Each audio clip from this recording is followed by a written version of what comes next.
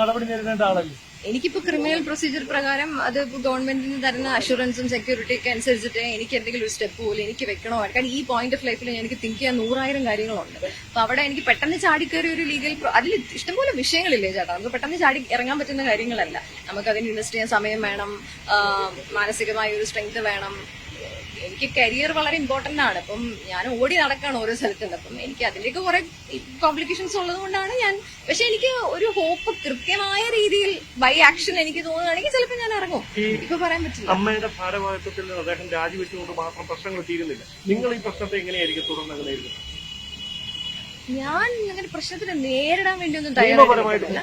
ഇല്ല, ഞാനിപ്പോ നേരത്തെ പറഞ്ഞ ഞാൻ അതിനുള്ള ആൻസർ എന്ന് പറയുന്നത് ഞാൻ പറയില്ല. നിയമപരമായി ഞാൻ ഇല്ല, നിയമപരമായിട്ട് ഞാനിപ്പം എനിക്കത് അറിയില്ല. എനിക്ക് വേണം, എനിക്ക് ഒരു കൈൻഡ് ഓഫ് സെക്യൂരിറ്റി ഫീൽ ചെയ്യണം. ആ സെക്യൂരിറ്റി ഇതിന് മുന്നേ എനിക്ക് ഓൾറെഡി എക്സ്പീരിയൻസ് ഉണ്ട്. നിയമപരമായി ഇറങ്ങിയതിന്റെ കുറെ കുരുക്കുമാലകൾ എനിക്കത് ഫേസ് ചെയ്യാനുള്ള ഒരു മാനസികാവസ്ഥ എനിക്കിപ്പോ ഇല്ല. അല്ല, ഇന്നലെ നിങ്ങൾ പറഞ്ഞത് അച്ഛനും അമ്മയും മാത്രമായിരുന്നു ഈ ഒരു പ്രതിസന്ധി ഉണ്ടായപ്പോൾ നിങ്ങൾ ഓർമ്മയുണ്ടാകും. മറ്റാരുടെയെങ്കിലും സഹായം നിങ്ങൾ തേടിയിരുന്നു? ഉത്തരവാദിത്തപ്പെട്ട സ്ഥാനത്ത് പോലീസ് ഉദ്യോഗസ്ഥരുടെയോ സർക്കാർ തലത്തിലോ അല്ലെങ്കിൽ ഈ വനിതാ കമ്മീഷന്റെയോ അങ്ങനെ ഏതെങ്കിലും തരത്തിൽ നിങ്ങളൊരു സഹായം ആവശ്യപ്പെട്ട് ചെന്നിരുന്നു? ഈ സിദ്ദിഖുമായിട്ട് ബന്ധപ്പെട്ട് ഞാൻ ഒരിടത്തും കംപ്ലൈന്റ് രജിസ്റ്റർ ചെയ്തിട്ടില്ല. ഞാൻ ചില വ്യക്തികളുമായിട്ട്, അതായത് കുറച്ച് പേരുകൾ ഞാൻ പുറത്ത് വിട്ടപ്പോൾ ചില വ്യക്തികളുമായിട്ട് ഓൾറെഡി എനിക്ക് ഇങ്ങോട്ട് കുറച്ച് ഡിഫമേഷൻ കേസിലൊക്കെ വന്നുകൊണ്ട് ഡിഫെൻഡ് ചെയ്യാൻ വേണ്ടിയും അല്ലാതെയൊക്കെ തന്നെ ഞാൻ അങ്ങോട്ട് കേസ് കൊടുത്ത വിഷയങ്ങളൊക്കെ ഉണ്ട്. അപ്പം അതുമായിട്ട് ബന്ധപ്പെട്ടൊന്നും എനിക്കങ്ങനെ പോലീസിന്റെ ഭാഗത്ത് നിന്നോ അല്ലെങ്കിൽ അത് മൂവ് ചെയ്ത് ഓരോ സ്റ്റെപ്പിൽ നിന്നോ എനിക്ക് ഭയങ്കരമായിട്ട് ഇറങ്ങരുത് എന്നുള്ള രീതിയാണ് എനിക്ക് ഫീൽ ചെയ്തത്. അതായത് എനിക്ക് ഫോളോ അപ്പ് പോലും എനിക്ക് പ്രോപ്പറായിട്ട് ചെയ്യാൻ പറ്റുന്നില്ല. ഫോളോ അപ്പ് ചെയ്യുമ്പോൾ പോലെ നോബഡി ഈസ് ഹെൽപ്പിംഗ് മീ. അല്ല, ഈ ഹെൽപ്പ് അല്ലാണ്ട് നിങ്ങളെ സമ്മർദ്ദം ചെലുത്തി ഈ പരാതിയിൽ നിന്ന് പിന്നോട്ട് വലിക്കാനുള്ള ഏതെങ്കിലും അങ്ങനെ ആ സമയത്ത് കുറച്ച് ഭീഷണി കോളിൽ ഞാൻ റിവീൽ ചെയ്ത സമയത്ത് പോസ്റ്റ് റിമൂവ് ചെയ്യണം എന്നൊക്കെ പറഞ്ഞിട്ടുള്ള വിഷയങ്ങളും അങ്ങനെയൊക്കെയാണ് ഉണ്ടായത്. ഈ കേസ് കൊടുക്കുന്ന സമയത്ത് എനിക്ക് അങ്ങനത്തെ ഒരു വിഷയങ്ങളൊന്നും വന്നിട്ടില്ല. അതൊക്കെ എപ്പോഴും ഉണ്ട്, എപ്പോഴും ഉണ്ട്. ഇന്നലെ അല്ല, ആ സമയങ്ങളിൽ നിരന്തരം ഉണ്ടായിരുന്നു. പ്രതികരണമാണ് പ്രശ്നമായിരുന്നത് ഒരു സമയത്ത്. ലീഗലി മുന്നോട്ട് പോയില്ലെങ്കിൽ ഈ ആർക്കെതിരെയാണോ പരാതി ഉന്നയിച്ചത് അവര് ഡിഫമേഷൻ മുന്നോട്ട് പോകുന്നു?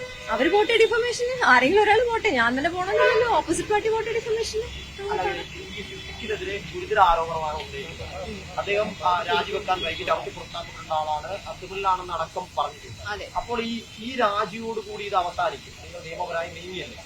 കാരണം പരാതി കിട്ടിയാൽ മാത്രമേ നിയമ നടപടിക്ക് കൂടുതൽ തുടർ നടപടികൾ ഉണ്ടാവും. അപ്പോൾ അങ്ങനെ ഇത് അവസാനിക്കേണ്ട ഒരു കാര്യമാണെന്ന് കരുതുന്നു. അങ്ങനെ അവസാനിക്കേണ്ടതാണോ?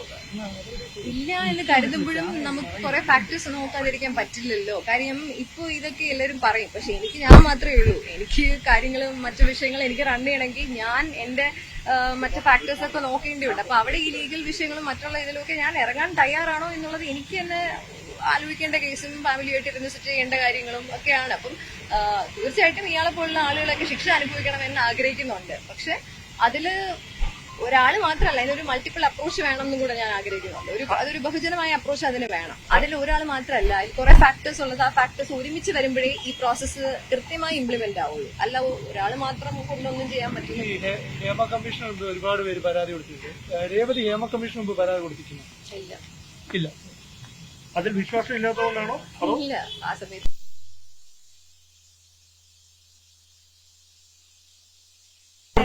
ആരെങ്കിലും വിളിച്ച് ഈ പലവട്ടം സമൂഹ മാധ്യമങ്ങളിലടക്കം ഇക്കാര്യങ്ങൾ തുറന്നു പറഞ്ഞിട്ടുള്ള ഒരാളാണ്. ആ സമയത്ത് ആരെങ്കിലും വിളിച്ച് സംസാരിക്കുകയോ മറ്റോ ചെയ്തിട്ടുണ്ടോ? അനുകൂലമായിട്ടോ എന്തെങ്കിലും വിളിച്ച് സംസാരിച്ച ആൾക്കാരുണ്ട്. പക്ഷെ അത് ആ ഒരു എന്താണ്, നമുക്കിപ്പം വിളിക്കാൻ വേണ്ടി വിളിച്ച കുറെ കോളുകളാണ്. നമ്മളെ ബോധ്യപ്പെടുത്താൻ വേണ്ടി മാത്രം വന്ന കുറച്ച് കോളുകളാണ്. അതിനകത്ത് അങ്ങനെ വലിയ സത്യസന്ധത ഒന്നും തോന്നുന്നില്ല എനിക്ക്. അതൊക്കെ ആ ഒരു കോളോടുകൂടി അവസാനിച്ചു എന്നുള്ളതാണ്. നമുക്കിപ്പോ ചിലർ നമ്മളെ പ്രൂവ് ചെയ്യാൻ വേണ്ടി വിളിക്കും, ഞാനുണ്ട് കേട്ടോ എന്ന് പറയാൻ വേണ്ടി വിളിക്കുന്ന കോളുകളാണ്. അതങ്ങനെ അലാഘവത്തോടെ എടുത്തെങ്കിൽ കളയും. ആരും അതിനെ ഭയങ്കര സീരിയസ് ആയിട്ട് കണ്ടില്ല എന്നുള്ളത് വളരെ മിക്കവരും വിചാരിച്ചിരുന്നത് എനിക്കെന്തോ ഭയങ്കര, ഞാൻ കണ്ടതാണ് അസൂയ മൂത്ത്. എനിക്ക് എന്ത് അസൂയാണ് ഇദ്ദേഹത്തിനോട്? ഒരു അസൂയല്ല. എന്നെ ഉപദ്രവിക്കാൻ വന്നു, ആ വിഷയം ഞാൻ മരണം വരെ ഞാൻ സംസാരിക്കുമെന്ന് പറഞ്ഞു. ഞാൻ എന്തിനും ഭയപ്പെടണം? ഈ പോയിന്റിൽ ഞാൻ I have nothing to lose. അത് ഭയത്തിന്റെ കാര്യമൊന്നും അല്ല. അത് പേഴ്സണലാണ്, അത് ഭയമല്ല. അതിന് അങ്ങനെ ഇപ്പൊ നമ്മൾ കേസ് കൊടുത്തില്ല എന്നാ പിന്നെ ഓപ്പോസിറ്റ് ആൾക്ക് കേസ് കൊടുക്കാമല്ലോ. താങ്കൾ അവരോട് ചോദിക്കും, സിദ്ദിഖിനോട് ചോദിക്കും എന്തുകൊണ്ട് ഞാനിത് പറഞ്ഞു, അവർക്ക് കേസ് കൊടുക്കാമല്ലോ. എന്തിനാണ് ഇപ്പോൾ സർവൈവേഴ്സ് മാത്രം കേസ് കൊടുത്തുകൊണ്ടിരിക്കുന്നത്? ഇല്ല, ഞാൻ ആ സമയത്ത് ഇവിടെ ഉണ്ടായിരുന്നില്ല, കൊടുത്തിട്ടുണ്ടായിരുന്നില്ല. ഈ രേവതിക്ക് അപ്പുറത്തേക്ക് ഇന്നലെ കുറച്ച് സുഹൃത്തുക്കളെ കുറിച്ച് കൂടി പറഞ്ഞിരുന്നു. സിദ്ദിഖിന്റെ ഭാഗത്തു നിന്ന് ദുരനുഭവം നേരിട്ട് പറഞ്ഞു. അവരാരെങ്കിലും ഇത്തരത്തിൽ നിയമ നടപടിയുമായി മുമ്പോട്ട് പോകുന്നതായിട്ട് നിങ്ങൾ പറയും? ഇല്ല, അവർക്ക് പലർക്കും പേഴ്സണലി കുറെ പ്രശ്നങ്ങളുണ്ട്, ഫാമിലി സപ്പോർട്ടില്ല, പലരും മാരീഡ് കല്യാണമൊക്കെ ഉറപ്പിച്ച് വെച്ചിരിക്കുന്ന കുറെ ഫാക്ടേഴ്സ് ഒക്കെ ഉള്ളതുകൊണ്ട് തന്നെ അവര് നമ്മളോട് വ്യക്തിപരമായിട്ട് സുഹൃത്ത് ബന്ധത്തിന്റെ അടിസ്ഥാനത്തിൽ ഷെയർ ചെയ്യുന്നതാണ്. അല്ലാതെ അവരൊന്നും നിയമപരം is not easy. Like what you said, it's not easy process. അത് ഇറങ്ങിയ ആള് തന്നെയാണ്. പേടിയല്ല എന്റെ ഫാക്ടർ. ഇത് കുറെ ഫാക്ടേഴ്സ് ഉണ്ട്. പേടിയൊന്നും പേടി ഉണ്ടെങ്കിൽ ഇവിടെ നിന്ന് ഞാൻ ഈ ഹൈ റിസ്കിൽ എന്റെ കരിയറും പോയി ഞാൻ എന്തിനു സംസാരിക്കണം? അപ്പൊ നാണം കെടുത്താം എന്നതിനപ്പുറത്തേക്ക് നിങ്ങൾ നിയമപരമായി മുമ്പോട്ട് നീങ്ങിയില്ലെങ്കിൽ സിദ്ദിഖിനെതിരെ ഒരു നടപടി ഉണ്ടാകാനുള്ള സാധ്യതയില്ല. അമ്മ ഭാരവാഹിത്വത്തിന് രാജിവെച്ചു എന്നതിനപ്പുറത്തേക്ക് എന്നാണ് ഞങ്ങൾ മനസ്സിലാക്കുന്നത്. ഓക്കെ, എങ്ങനെ മനസ്സിലാക്കും? എനിക്ക് ഇതാണ് എന്റെ റിയാലിറ്റി. എനിക്ക് അതിനപ്പുറത്തേക്ക് അറിയില്ല. ഇനിയിപ്പോ എന്തെങ്കിലും ഭാവിയിൽ ചേഞ്ച് ഉണ്ടെങ്കിൽ ഞാൻ ചിലപ്പം അങ്ങനെ അന്നത്തേത് എന്താണോ അതുപോലെ ചേഞ്ച് ചേട്ടാ. എനിക്ക് അത്രേ അറിയുള്ളൂ. ഇപ്പൊ എന്റെ അടുത്ത് എനിക്കിതാണ് എന്റെ റിയാലിറ്റി. ഭാവിയിൽ എനിക്കൊരു സെക്യൂരിറ്റി തോന്നട്ടെ, എന്റെ ഡ്രീം പോലും എനിക്ക് പണയം വെക്കാതെ എനിക്കൊരു കേസിന് ഇറങ്ങാൻ പറ്റും എന്നുള്ളൊരു സിസ്റ്റം തന്നെ അങ്ങനത്തെ രീതി പ്രൊട്ടക്ട് ചെയ്യേണ്ട അവകാശമുണ്ട്. സർവൈവേഴ്സിന് എന്തുകൊണ്ട് കേസ് കൊടുത്തില്ല, നിങ്ങൾ എന്തുകൊണ്ട് അന്ന് സംസാരിച്ചിരുന്നോ?